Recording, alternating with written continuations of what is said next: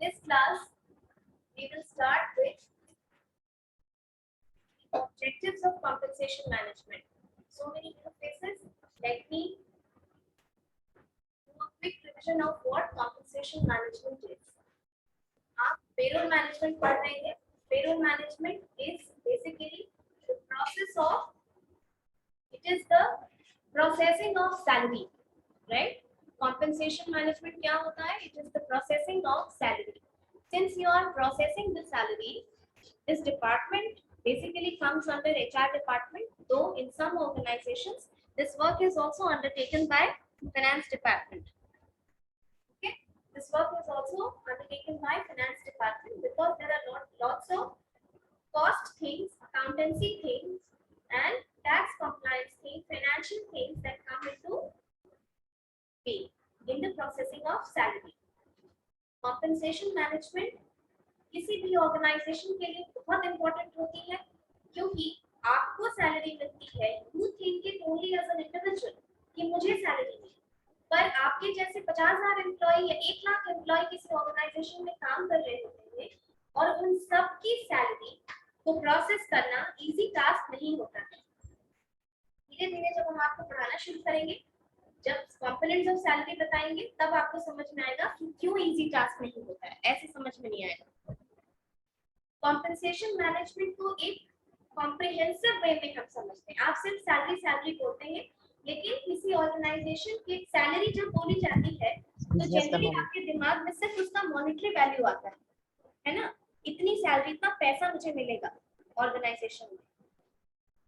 But compensation management of an organization is not just about the money. It is also about the non-monetary benefits that you get from the organization. बहुत सारा non-financial या non-monetary benefits भी organization आपको देती है lure करने के लिए, attract करने के लिए. उसको भी हम compensation में ही पढ़ते हैं. जब हम किसी organization के को रेट करते हैं, जज करते हैं, तो उसमें उसका compensation management as a whole पढ़ा जाता है. ठीक है, नॉट जस्ट द सैलरी कि आपको इतना मॉनेटरी मिल गया and you are done for the matter. No, ये रिसेंटली चीजें चेंज हुई है, इसीलिए कॉम्पेंसेशन मैनेजमेंट को हम बहुत इंपॉर्टेंस देने लगे. क्या होता है कि आप किसी ऑर्गेनाइजेशन में जो स्ट्रक्चर होता है पे का, उसमें सैलरी को हमेशा टाइम के साथ बढ़ा देना या सिचुएशन के साथ बढ़ा देना आसान नहीं होता है. It's not easy. इसमें बहुत रिसर्च वर्क होता है, इसमें प्रॉपर बोर्ड बैठता है, कंपनी का उस साल का क्या स्थिति है पैसे में, ये सारे फैक्टर्स, और इनके अलावा भी there are many factors that come into play when you want to change the compensation. So an easier thing and much more effective thing that has come into role these days is benefits. Benefits given by the organization. For the same salary that two organizations give, benefits is one thing that will keep you retained in one organization. Okay? So one reason why you don't want to leave a certain organization, this could be not salary but the benefits. और benefits भी जो कभी कभी non monetary भी होती हैं, वैसे benefits भी compensation package as a whole में आता है. इसीलिए कॉम्पेंसेशन मैनेजमेंट पढ़ना बहुत इम्पोर्टेंट है और इसका पे स्ट्रक्चर समझना बहुत इम्पोर्टेंट है.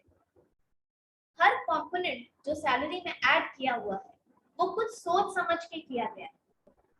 आपको ऑर्गेनाइजेशन अगर 10 रुपए भी आप पे खर्च करती है तो वो बड़ा सोच के खर्च करती है. Not giving it to you free of cost. There would be a reason behind this salary.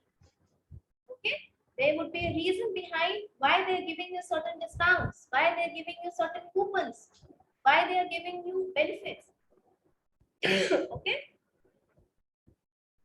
So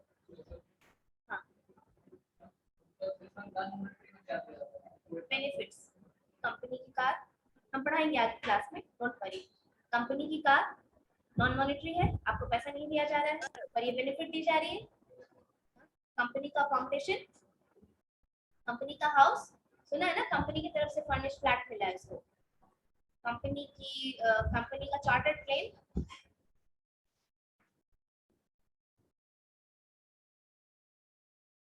company का चार्टर्ड प्लेन, ठीक है, टू हायर लेवल एग्जीक्यूटिव्स, ठीक है, ओके। कॉम्पेंसेशन आपको और अच्छे से नेक्स्ट क्लास में समझ में आएगा जब हम सैलरी का स्ट्रक्चर बताएंगे आपको, ठीक है। For this class there was a title which was left, which is write down objectives of compensation management.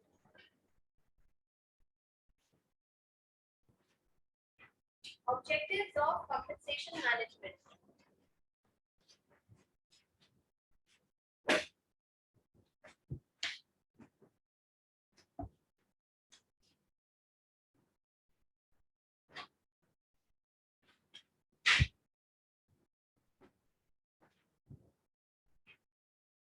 Objective मतलब क्या होता है?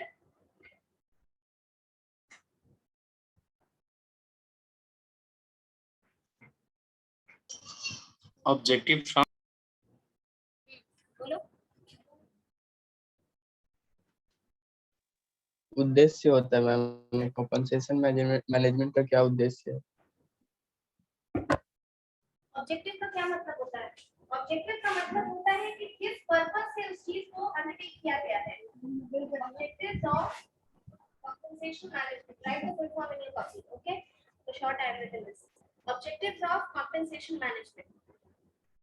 आप बता सकते हैं, आप सोच सकते हैं कि अब आप एक एम्प्लॉयर के पॉइंट ऑफ व्यू से सोचिए।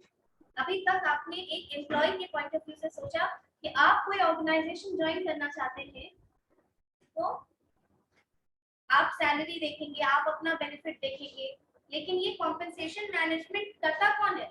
ऑर्गेनाइजेशन करती है ना, एम्प्लॉयर करती है, तो उसके पीछे भी तो उसका कोई एजेंडा होगा। Now you switch your thinking way to employer. अब आप एक एम्प्लॉयर की तरह सोचेंगे, ठीक है, एम्प्लॉयर की तरह सोचेंगे और फिर बोलेंगे, बताइए क्या क्या ऑब्जेक्टिव हो सकता है?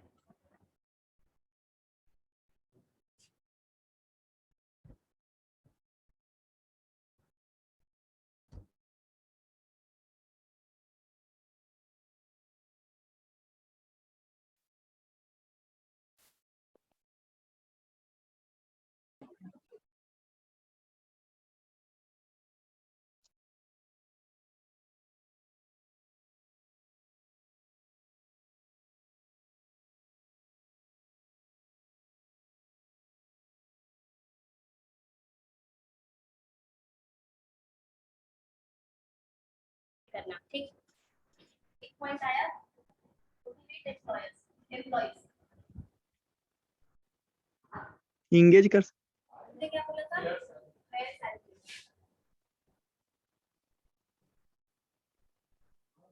और बताओ, अच्छा आ रहा है पॉइंट्स, बताओ।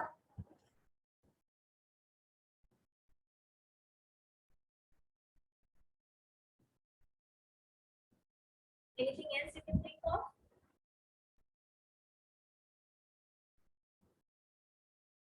लॉ का कंप्लायंस होगा?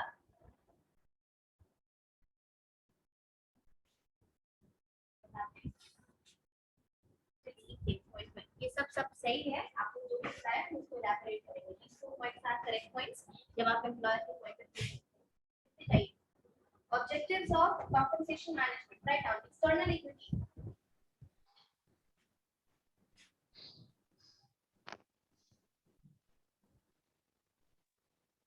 Second point, write down internal equity.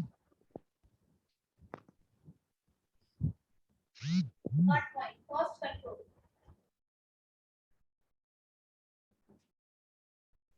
Fourth point, law compliance.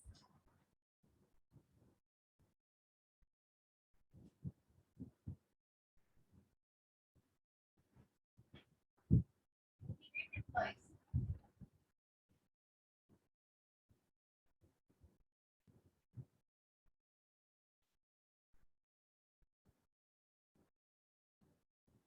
satisfaction.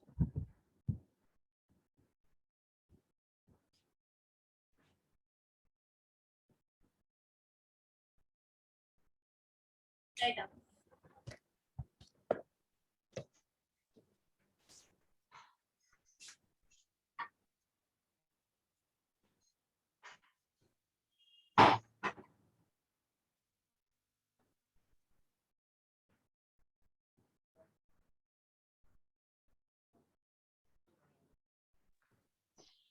Ma'am 7 number में क्या है?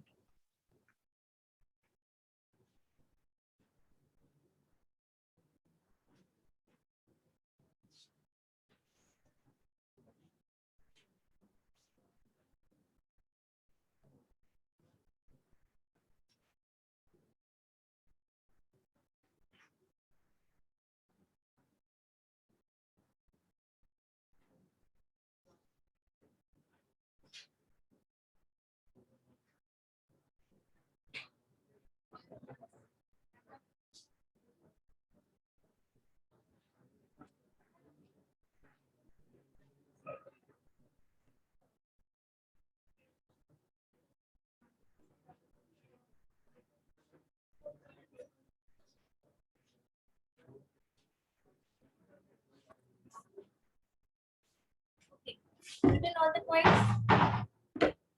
Now we start with the explanation of first point. External equity. जो तुमने बोला ना पे पैरिटी या क्या बोला था फेयर पे, ये एक्सटर्नल इक्विटी बाहर के फेयर पे, इसका मतलब होता है कि बाहर का फेयर पे। इंटरनल इक्विटी ऑर्गेनाइजेशन के अंदर क्या मतलब होता है एक्सटर्नल इक्विटी। से फॉर एग्जांपल, चलिए आप लोग जल्दी जल्दी आईटी के 3 कॉम्पिटिटर्स का नाम बताइए। आईटी के 3 कॉम्पिटिटर्स 3 कंपनीज का नाम बताइए, बोलो। Wipro, Aditya vision, Infosys, not dealer. IT का नाम बताओ। Infosys, Wipro, Wipro, Google, Yes. करके सिस्टम इंजीनियर करके एक पोस्ट आता है आईटी कंपनी में। और जनरली जब आईटी रिक्रूटमेंट करती है ना अपने फर्स्ट लेवल पे, तो वो इसी पोस्ट पे करती है। इसके बाद का प्रमोशन सीनियर सिस्टम इंजीनियर होता है। यानी कि जब वो कैंपस रिक्रूटमेंट करती है किसी भी ऑर्गेनाइजेशन से, ठीक है, किसी भी मतलब कॉलेज से, या फिर वॉक इन इंटरव्यू में लेती है, तो वो सिस्टम इंजीनियर के पोस्ट पे जो पहला इंजीनियर्स को लिया जाता है वो होता है। और ये सारी कंपनीज देंगी, सारी कंपनीज देती हैं सिस्टम इंजीनियर्स। से for example, Infosys gives a salary of 40,000 to its system engineer. Okay, out of the class. Infosys gives system engineer salary 40,000. Okay. If TCS gives it 40,000 and Wipro gives it 20,000, तो आप as an employer इसका various dimensions समझिए और समझ के बताइए क्या होगा। सब सिस्टम इंजीनियर एक जॉइनिंग लेवल का पोस्ट होता है जो आईटी कंपनीज में दिया जाता है। तो सारी आईटी कंपनीज को पोस्ट देती है। आप एज एन एम्प्लॉयर ये बात सोचिए कि अगर इन्फोसिस, आप एक्सटर्नल इक्विटी में ये पॉइंट समझ रहे हैं, फेयर पे जो उसने बोला, मार्केट रेट, अगर इन्फोसिस 30,000 देती है सैलरी अपने सिस्टम इंजीनियर को, और इन्फोसिस अगर 40,000 देने को डिसाइड करे, मतलब ये स्टैंडर्ड सैलरी है, यही होनी चाहिए, ठीक है, यही होनी चाहिए, इस पोस्ट के लिए ये सैलरी अप्रोप्रिएट है, और विप्रो अगर 20,000 देने का सोचे, तो इसका एज एन एम्प्लॉयर क्या क्या इफेक्ट हो सकता है। आप एम्प्लॉयर की तरह सोचेंगे, आप अपने ऑर्गेनाइजेशन में कॉम्पेंसेशन पैकेज के लिए समझ रहे हैं कि आपके यहाँ क्या होना चाहिए। अब बताइए,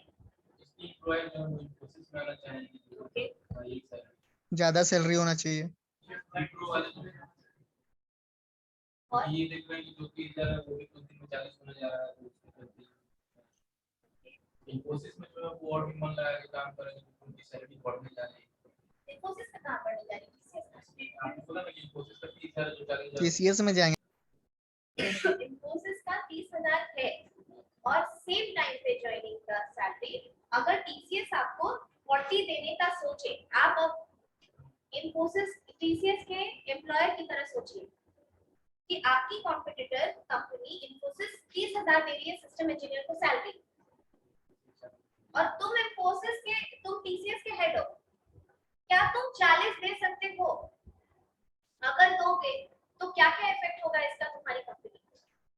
अगर तुम विप्रो के हेड हो और तुम सोचोगे कि नहीं हम पैसा बचा लें, कॉस्ट कटिंग कर दें और 20,000 दें, तो इसका क्या क्या इम्प्लीकेशन होगा? तो अच्छे प्लेटफॉर्म में उसको छोड़ना गुड, मनी एम्प्लॉय मूवमेंट होगा, और है। कॉस्ट कम होगा मैम। हायर सैलरी, वर्कलोड ज्यादा होगा। वर्कलोड कितना ज्यादा होगा?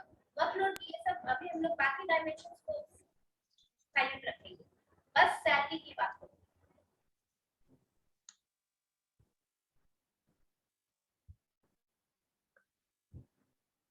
आप बिजनेस पढ़ रहे हैं, किसी ने भी कॉस्ट का एंगल नहीं बताया। जब मैंने आपको बोला कि आप टीसीएस के एम्प्लॉयर की तरह सोचिए, तो क्या आप ये नहीं सोचेंगे कि हर एम्प्लॉय पे अगर हम 10,000 रुपए ज्यादा देने लगे तो ओवरऑल कॉस्ट कितना ज्यादा हो जाएगा मेरी कंपनी पे? क्या आप सोचेंगे कि नहीं? This has been studied in case studies कि जो ऑर्गेनाइजेशंस अपने सैलरी मैनेजमेंट को ठीक से मैनेज नहीं कर पाई है, those organizations severely have failed in the past. Kingfisher Airlines, Vijay Mallya की कंपनी, the employee, बंद हो गई ना मैम? बोलो, the employees who have worked with Kingfisher Airlines, they say कि इतना lavish life, इतनी extravagant life हार्डली उन्होंने अपने लाइफ में कभी देखी है। किंगफिशर ने इतना खर्च किया था अपने एम्प्लॉयज में, हमेशा पार्टी, हमेशा खाना, हमेशा पीना, पार्टीज पे, जो एक एक्स्ट्रावेगेंट लाइफ होती है, बहुत सारा बेनिफिट्स, ये सारी चीजें उसके ऑर्गेनाइजेशन में थी जब तक वो फंक्शन कर रहा था। He could not manage the cost, तो डेट बढ़ने लगा, बैंकरप्ट हो गए। डेट बढ़ने लगा और एयरलाइन रुक गई। तो किसी भी कंपनी का कॉम्पेंसेशन मैनेजमेंट इस एंगल से बहुत इंपॉर्टेंट होता है कि आप कॉस्ट, आप बिजनेस में हर चीज दो फैक्टर से जरूर समझेंगे, एक कॉस्ट और एक टाइम, ठीक है? ये दोनों चीजें बहुत इंपॉर्टेंट है बिजनेस पढ़ते समय। अगर हम विप्रो की बात करें तो ये तो सीधी सी बात है कि अगर यही स्टैंडर्ड रेट है, अगर यही स्टैंडर्ड सैलरी है इस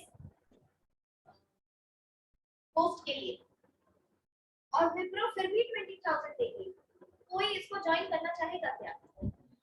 अगर अनएम्प्लॉयमेंट की वजह से ज्वाइन कर भी ले तो वेरी सून ही will be finding options to leave that company, निकलने का सोचेगा भी नहीं।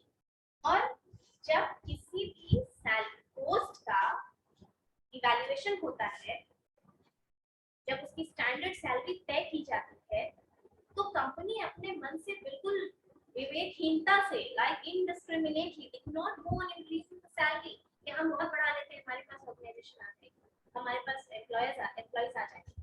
हाँ, ये होता है कि जिन ऑर्गेनाइजेशंस की पेइंग कैपेसिटी अच्छी होती है, जो रिच ऑर्गेनाइजेशंस है, वो आपको थोड़ा ज्यादा पे करेंगे, पर इतना भी नहीं कि एकदम नाइस हो जाए सैलरी।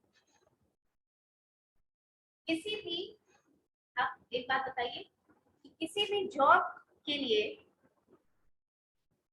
क्या सैलरी होनी चाहिए, ये कैसे फिक्स होता है? कोई स्टैंडर्ड होता है ना सैलरी की, इस पोस्ट के लिए ये ही सैलरी है, तो भाई आप उस ऑर्गेनाइजेशन में जाएं या उसमें जाएं या उसमें जाएं, लमसम इतना ही मिलेगा। कैसे फिक्स होता है? इससे काम पे डिपेंड करता है कि कितना बड़ा काम है। काम पे नहीं, अगर आप पोस्ट फिक्स कर रहे हैं ना, तो काम भी उसमें सेम ही होगा। अगर सिस्टम इंजीनियर्स की पोस्ट को लिया जा रहा है, तो जो सिस्टम इंजीनियर का प्रोफाइल है उससे वही काम कराया जाएगा। फिर उसकी सैलरी कैसे तय होती है कि इस पोस्ट के लिए अब हमें इतनी सैलरी देनी चाहिए, तो ऑर्गेनाइजेशन ए भी उतना ही देगी, बी भी उतना ही देगी, सी भी उतना ही देगी। There is a word in HR which is known as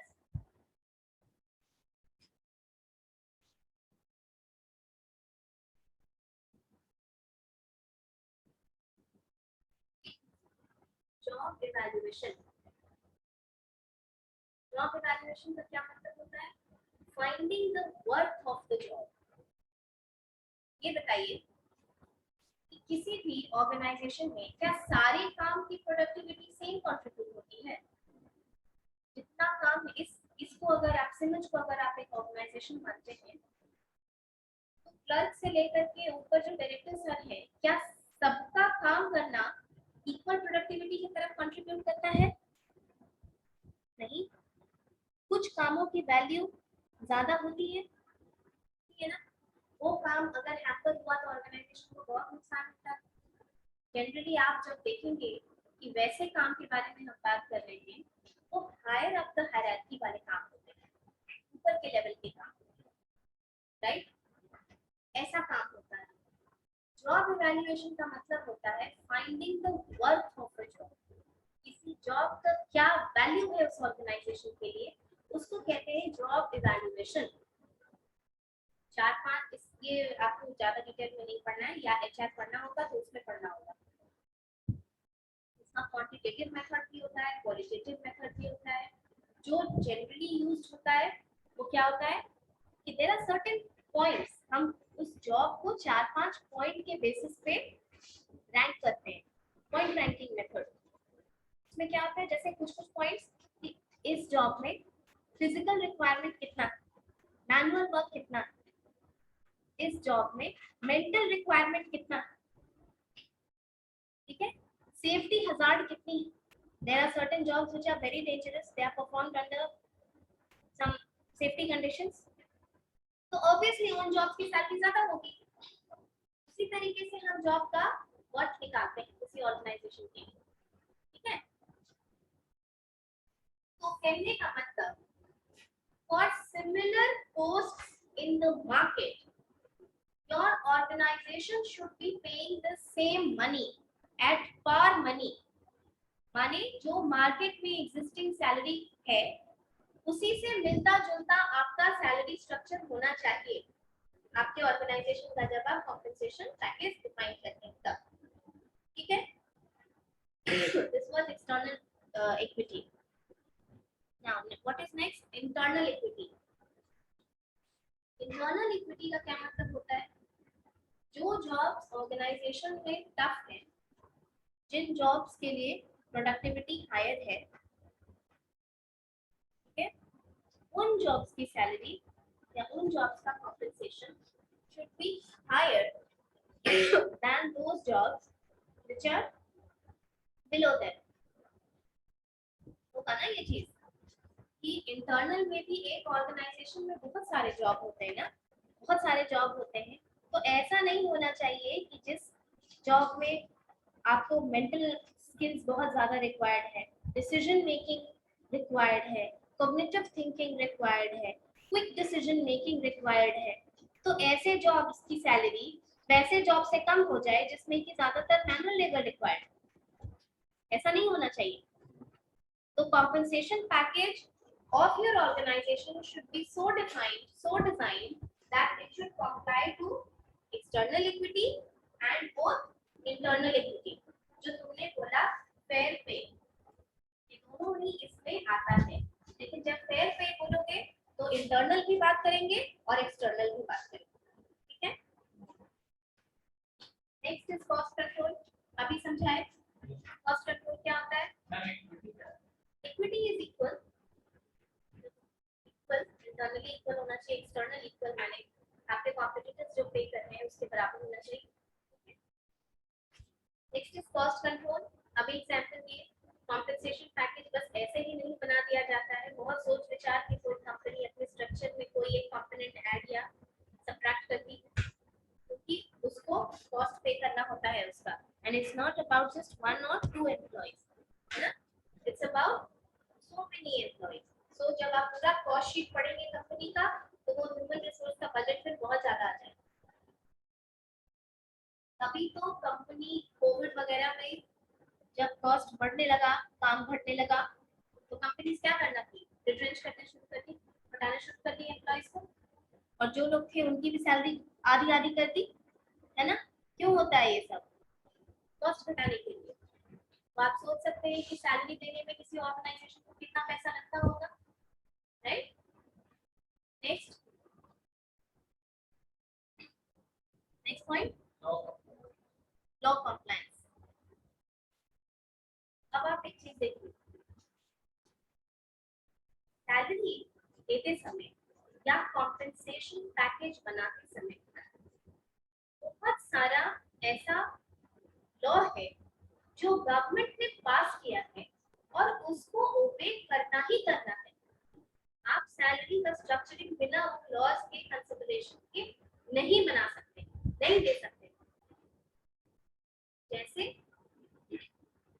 PF, PF के बारे में सुना है? Provident fund. पीएफ एक रिटायरमेंट बेनिफिट है। आप डिटेल्स में थोड़ा इसके बारे में सोशल सिक्योरिटी जब पढ़ाएंगे तब बताएंगे। पीएफ एक रिटायरमेंट बेनिफिट है। ग्रेच्युटी, ग्रेच्युटी एक बेनिफिट है जो 5 साल कंटिन्यूअस वर्क कंप्लीट हो जाने के बाद कोई एम्प्लॉयर अपने एम्प्लॉय को देता है। यानी अगर आप किसी ऑर्गेनाइजेशन में 5 साल कंटिन्यूअस कंप्लीट कर लेंगे, कंटिन्यू आप स्ट्रेच, तो वहाँ एम्प्लॉयर आपको ग्रेच्युटी देगा। ग्रेच्युटी का पैसा, ग्रेच्युटी का कैलकुलेशन होता है कि कैसे कैसे क्या क्या कैलकुलेट होता है, ग्रेच्युटी में बताएंगे, ठीक है? इस तरह की चीजें। और एक मिनिमम वेजेस एक्ट, ठीक है? मिनिमम वेजेस एक्ट 1948, ये लॉ गवर्नमेंट ने पास किया ताकि जो वर्कर्स होते हैं उनको एक्सप्लॉयटेशन से बचाया जा सके। एम्प्लॉयर्स उनके साथ मनमानी ना करें, जो मन चाहे उनको सैलरी ना दे, काम करा के ऐसा ना हो कि बिल्कुल आप उनसे 5,000 का काम करा रहे हैं और उनको 2,000 दे के हटा दिए। एक लॉ बना, जो ऑर्गेनाइज सेक्टर होता है उसको फॉलो करना होता है। अनऑर्गेनाइज में तो अभी भी कोई कंप्लायंस नहीं है, ठीक है? मिनिमम वेजेस में क्या है कि regardless of whether your organization is making profit or not, whether your organization is big or small, आपको मिनिमम वेज वर्कर्स को पे करना है, ठीक है? आप उससे ज्यादा दे सकते हैं पर उससे कम नहीं दे सकते। ये सब लॉ कंप्लायंस में आता है। पीएफ का पैसा कटना ही कटना है, क्योंकि पीएफ सिर्फ आप नहीं देते, आपके पैसे से पीएफ कटता है ना सैलरी से। Parents are working in your, हाँ, तो आप ये पूछेगा पीएफ क्या होता है ma'am? PF is provident fund.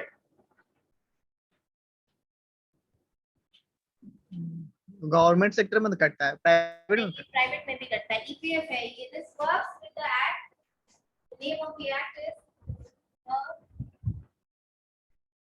Employers provident fund and miscellaneous provisions act 1952। इस एक्ट में जो जो लिखा है आपको ऑर्गेनाइजेशन को उसके हिसाब से पीएफ देना है, अपने मन से नहीं, ठीक है? गवर्नमेंट ने ये बनाया है for most of the organization. ज्यादातर ऑर्गेनाइजेशन के लिए, हालांकि इस एक्ट में शेड्यूल है कौन कौन ऑर्गेनाइजेशन आती है नहीं आती है, सब पीएफ में बताएंगे। आपके सैलरी का ना 12% कटता है, 12% आप देते हैं और उतना ही 12% एम्प्लॉयर देता है आपके लिए, ठीक है? एम्प्लॉयर देता है आपके लिए, उसको तो महंगा पड़ा। लेकिन क्या होगा अगर वो ये पार्ट ओमिट कर दे? नहीं कर सकता। सीरियस पेनल्टी हर एक्ट में लिखा हुआ है कि अगर एम्प्लॉयर ओबे नहीं किया तो सीरियस पेनल्टी, फाइन, जेल या जो सूटेबल है वो हो सकती है एम्प्लॉयर। इसीलिए जो गवर्नमेंट का कंप्लायंस है उसको फॉलो करना ही है। तो आप जब अपने ऑर्गेनाइजेशन का कॉम्पेंसेशन पैकेज बनाएंगे, you will have to make sure you are obeying by, you're complying with every law, every employment law, ठीक है? Employees Provident Fund and Miscellaneous Provision Act 1952, इसी तरह से एक ESI एक्ट होता है, employee state insurance act 1948, retirement समय तो मिल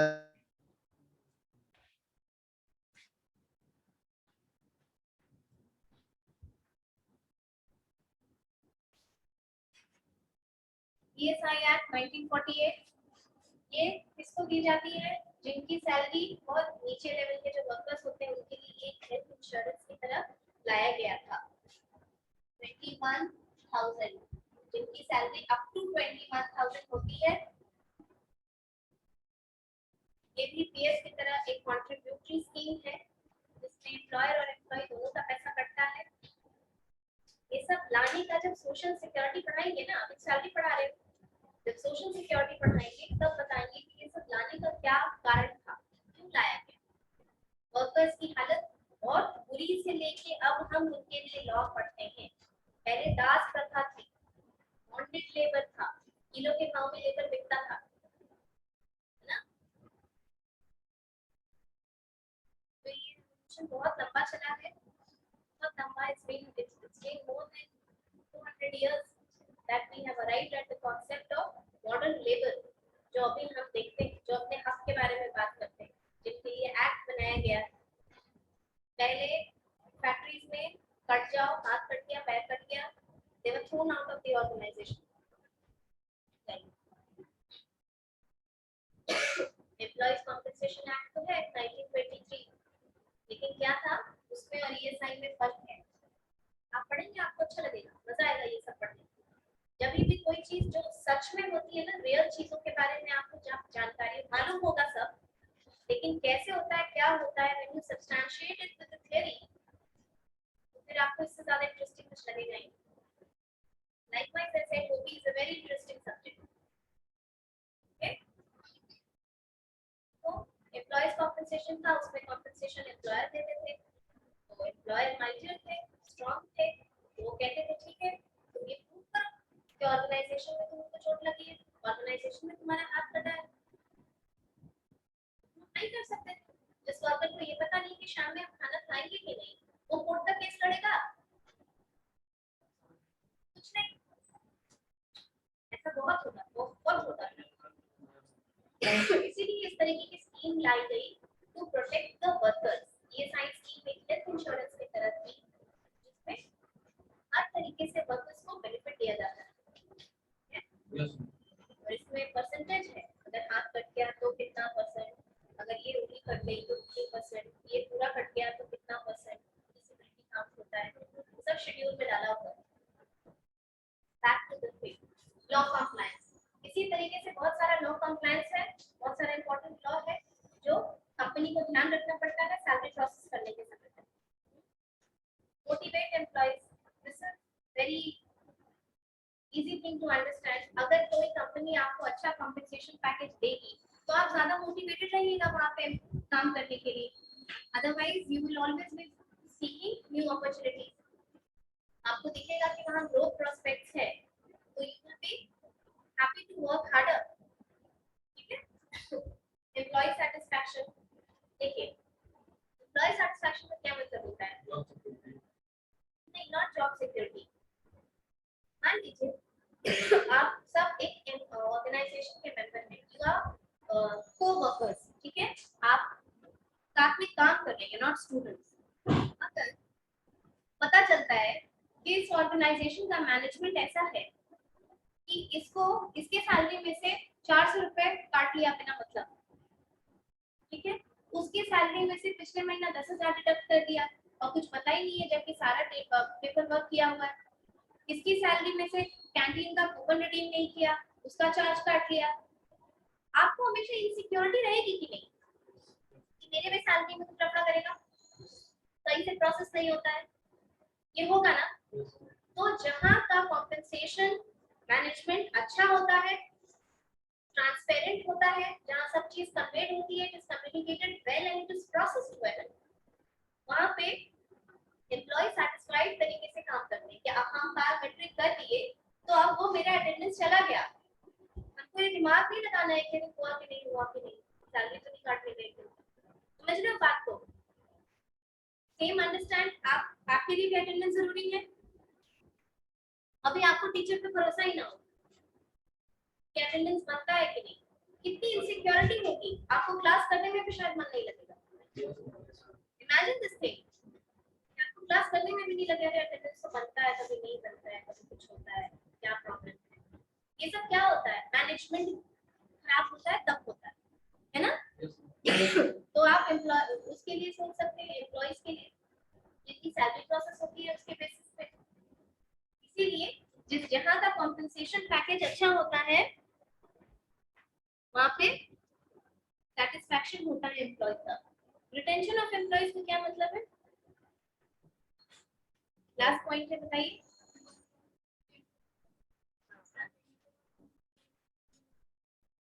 रिटेन करना मतलब क्यों रिटेन करना, रिटेन करना क्यों एक इशू है, क्यों नहीं चेंज कर लेंगे, ये बताइए।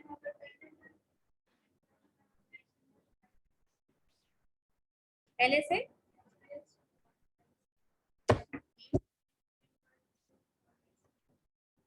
ओके, समवन एल्स बताइए।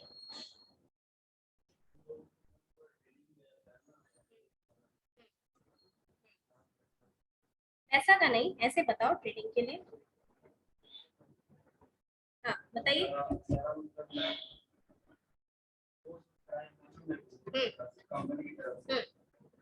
जब आप ज्वाइन करते हैं